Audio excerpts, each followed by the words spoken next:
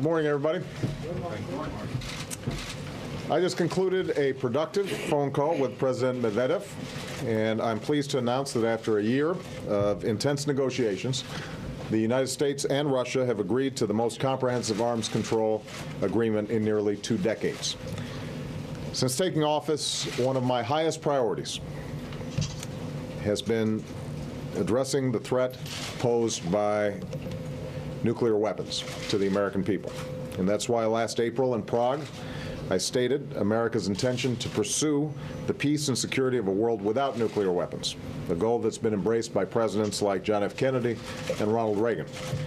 While this aspiration will not be reached in the near future, I put forward a comprehensive agenda to pursue it, to stop the spread of these weapons, to secure vulnerable nuclear materials from terrorists, and to reduce nuclear arsenals. A fundamental part of that effort was the negotiation of a new strategic arms reduction treaty with Russia.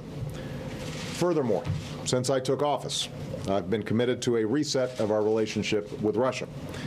When the United States and Russia can cooperate effectively, it advances the mutual interests of our two nations and the security and prosperity of the wider world. We've so far already worked together on Afghanistan. We've coordinated our economic efforts through the G20. We are working together to pressure Iran to meet its international obligations. And today, we have reached agreement on one of my administration's top national security priorities, a pivotal new arms control agreement. In many ways, nuclear weapons represent both the darkest days of the Cold War and the most troubling threats of our time. Today, we've taken another step forward in leaving behind the legacy of the 20th century while building a more secure future for our children. We've turned words into action. We've made progress that is clear and concrete. And we've demonstrated the importance of American leadership and American partnership on behalf of our own security and the world's. And broadly speaking, the new START treaty makes progress in several areas.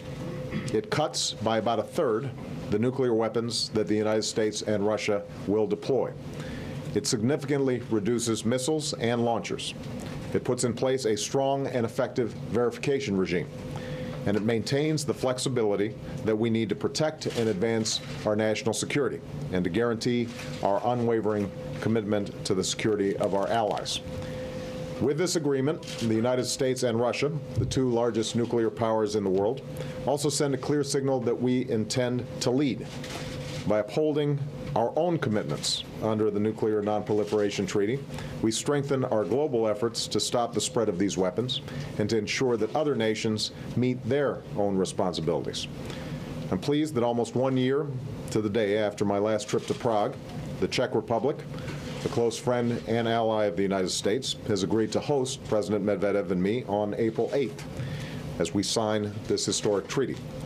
The following week, I look forward to hosting leaders from over 40 nations here in Washington as we convene a summit to address how we can secure vulnerable nuclear materials so that they never fall into the hands of terrorists.